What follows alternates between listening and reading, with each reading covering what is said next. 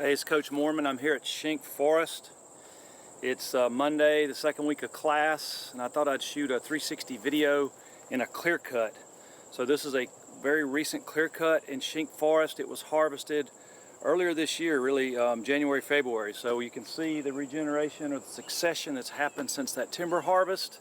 A Clearcut is an even-aged regeneration method, so the goal here is to regenerate the next rotation of trees.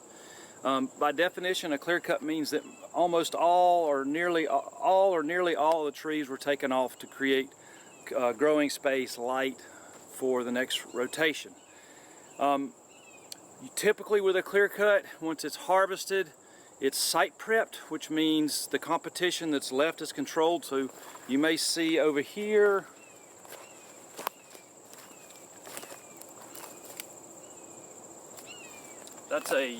that's a yellow poplar stump, and it's starting to sprout. You can see lots of sweet gum sprouts around.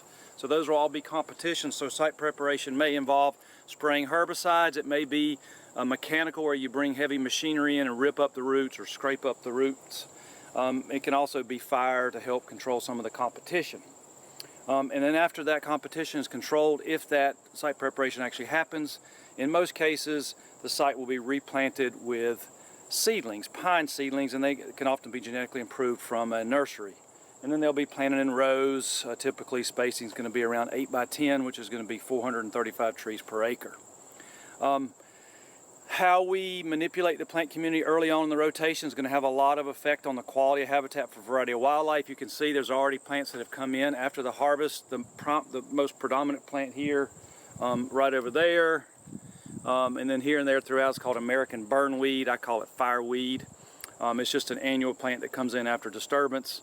We see some dog fennel, then we see some sedges and rushes and various things.